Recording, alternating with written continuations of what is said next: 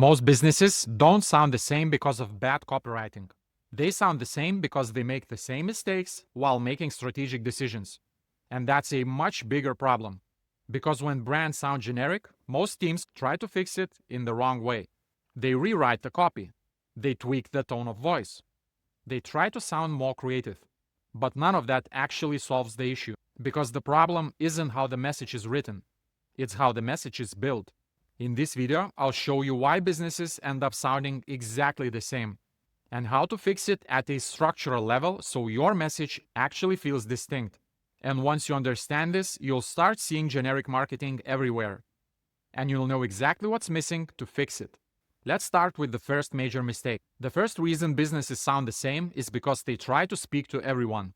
This is one of the most common mistakes in marketing. A company gets asked who the target audience is, and the answer sounds something like this: business owners, professionals, modern consumers, growing companies, health-conscious people, busy parents, everyone who wants a better solution. On the surface, those answers sound reasonable. But structurally, they are too broad to produce sharp messaging. Because when your audience is everyone, your language has to become general enough to avoid excluding people. And that leads to vague marketing. You start using words that are safe. Words like quality, innovation, support, excellence, efficiency, trust, passion. These words are not necessarily bad. The problem is that they are so broad they could apply to almost anyone. And if your message could describe every business in your category, then it does not differentiate your business. This is where a lot of brands get trapped. They think specificity is dangerous because it might narrow their audience. So they choose broadness. But broadness is exactly what makes their brand forgettable, irrelevant, unrelatable. In order for a marketing campaign to be effective, it should create one of the two reactions immediately. Either someone says, "This is exactly for me," or they say, "This is not for me at all." Both outcomes are good. Because clear marketing is not supposed to appeal equally to everyone. It is supposed to resonate deeply with the right people.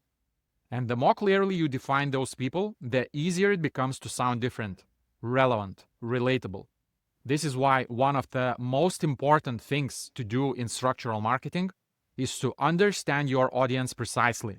Instead of describing people with lazy labels, this process forces you to understand them in a specific context.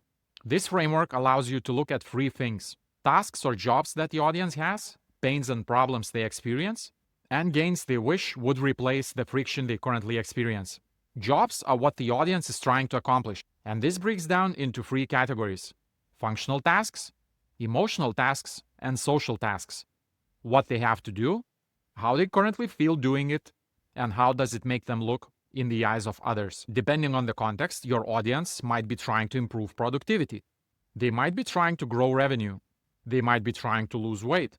They might be trying to simplify operations, feel more organized or in control. Then add an emotional layer on top. How would they feel emotionally once these tasks are accomplished? And socially, how would others perceive them once they do these tasks successfully? We then move to pains and problems. Pains are the frustrations and obstacles standing in the way. What keeps making progress difficult? Again, you have some technical problems, then emotional outcomes, and social cost as the result of it. For example, maybe their marketing work keeps getting confirmed and then reopened just a couple of days later. As the result of that, they would feel stressed. Their work would start following them home. And as a social consequence, after enough iterations, and since their name is attached to the work, all of the issues would land on them. At the end of the day, they would start looking unstable, not trustworthy, incapable. And finally, the third layer, gains. These are the positive outcomes they want. What would better look like? What progress they wish would replace the friction they are currently experiencing? How would they feel as the result? And how would others perceive them? When you break down your audience's context in such detail, something important happens. You stop writing vague messages to a demographic group. You start speaking to a specific situation. That is where relevance comes from. And relevance is what creates differentiation. Not because the wording becomes more poetic, but because the message becomes more precise, relatable, relevant, recognizable.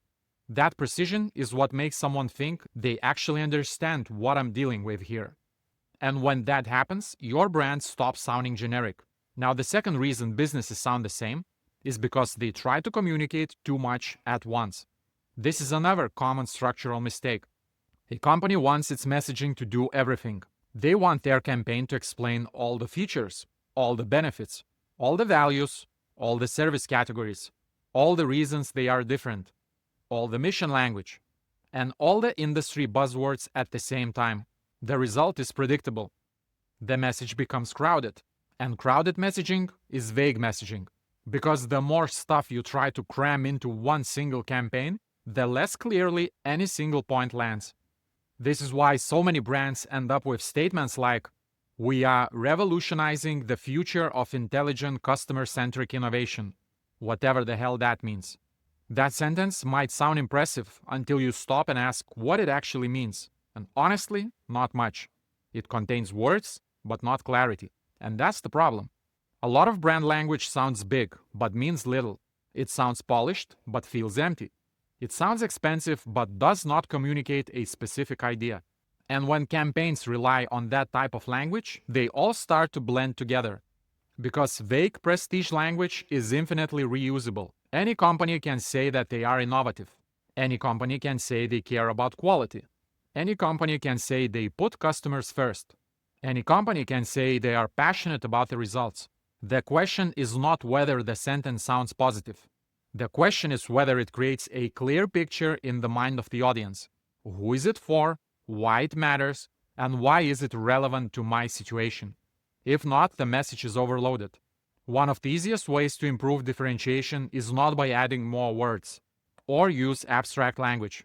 It is by removing the unnecessary words until one sharp idea becomes visible. Great messaging usually does less, not more. It chooses a core truth and makes it easy to understand. That is structural discipline, not just a writing choice. Now, the third reason businesses sound the same is because they lead with product features. This happens everywhere.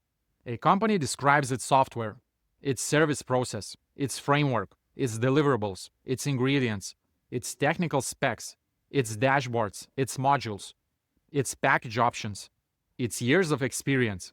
Again, none of that is inherently wrong, but there is a timing problem. Audiences do not begin by caring about your feature set.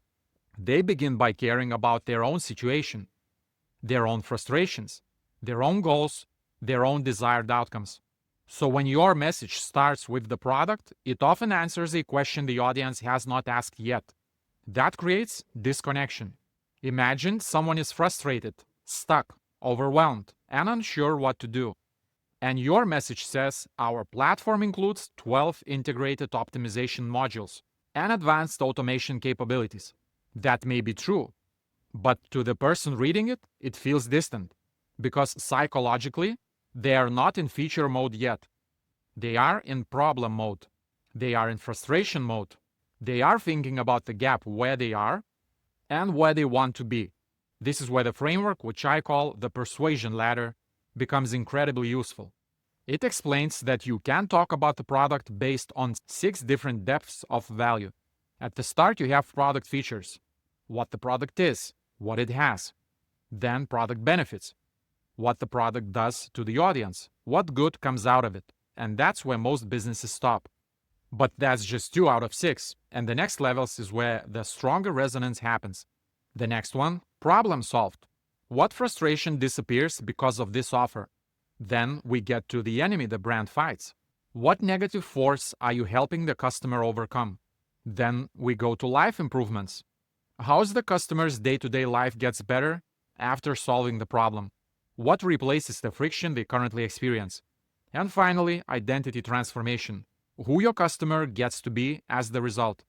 That last level is where messaging gets powerful, because people rarely buy products just for the products. They buy movement, they buy progress, they buy relief, they buy better versions of themselves. Let's make this concrete. Imagine I'm speaking to a marketer whose work keeps getting reopened every week. Feature-level messaging says something like, "I provide structured marketing frameworks and decision-making systems. Benefit level messaging says, make better marketing decisions and run campaigns more efficiently. That's kind of okay, but deeper persuasion sounds very different. Problem solved. Stop endless revisions, unclear feedback, and decisions that keep getting reopened. Then the enemy I fight. Fight opinion-driven marketing, subjective feedback, and chaotic decision-making. Then life improvement.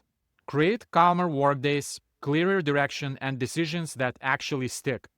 And finally, identity transformation. Become the kind of marketer who brings clarity into the room, earns trust, and leads decisions with confidence. That's not just better wording. That is better alignment with customer motivation, because now the message reflects the audience's actual lived experience. That is one of the biggest ideas in this entire video. Brands sound generic when they describe themselves. Brands sound distinctive when they accurately describe the customer's world. And that connects to another major reason businesses sound the same. They avoid naming the enemy. Most brands only describe what they are for. Very few clearly describe what they stand against. And because of that, their message loses tension. It loses contrast. It loses emotional sharpness. When a brand says it stands for quality, service, innovation, that sounds fine. But it does not create any meaningful differentiation, because almost every competitor can say and says the same. But when a brand says it stands against confusion, wasted time, bloated systems, fake complexity, misleading advice, or shallow vanity metrics, suddenly the message becomes more defined. Because enemies create edges. They tell the audience what side the brand is on. They create emotional alignment. They make people think, yes, I hate that too. That is powerful. An enemy is never a competitor. Enemy is a frustrating condition. Sometimes it's complexity, inconsistency, outdated thinking. Sometimes it's noise. Sometimes it's guesswork. The point I'm trying to make is that strong brands often feel stronger because they are not neutral. They are clear about the negative force they help people overcome. And that matters because contrast creates memorability. If you do not define what you are against, your message tends to float in safe abstraction. And safe abstraction is where generic branding lives. Think about how often brands use polished but empty language because they are trying not to offend anyone. They end up saying nothing sharp enough to be remembered. But the moment a brand names the real frustration the customer wants to escape, the message gains emotional reality. It stops sounding like corporate language. It starts sounding like a point of view. And businesses with a clear point of view are much harder to confuse with everyone else. Now, if we step back, we can see a bigger pattern. Businesses do not sound the same because marketers are bad at their work. They sound the same because the decision-making process inside many companies is built around opinions instead of frameworks. It seems that the messaging is being pulled at different directions at the same time. Be more premium, be simpler, sound more innovative, include every product feature, mention the mission statement. And what happens as the result? The message keeps getting revised over and over again. Each revision adds more compromise, more smoothing, more abstraction, more safety. And eventually, the brand sounds like every other brand that went through the same opinion-driven process. This is why I talk so much about structural marketing. Because without structure, messaging becomes a debate. With structure, messaging becomes a design decision. Frameworks help answer the questions that teams usually argue about. Who exactly are we trying to reach? What job are they trying to get done? What pain are they experiencing right now? What gain do they want instead? What problem are we actually solving? What enemy are we helping them fight? What life improvement do we create? What identity transformation do we enable? Once those decisions are clear, the writing becomes much easier. Not easy because words do not matter, but easier because the strategic raw material is finally defined. And when that raw material is defined, differentiation becomes a structural output, not a creative accident. That is the key shift. Most people think distinctive brands begin with clever slogans. But slogans are downstream. Distinctiveness begins with clear choices. Who we serve, what situation they are in, what problem we solve, what frustration we fight, what better future we help create. That is where differentiation actually comes from.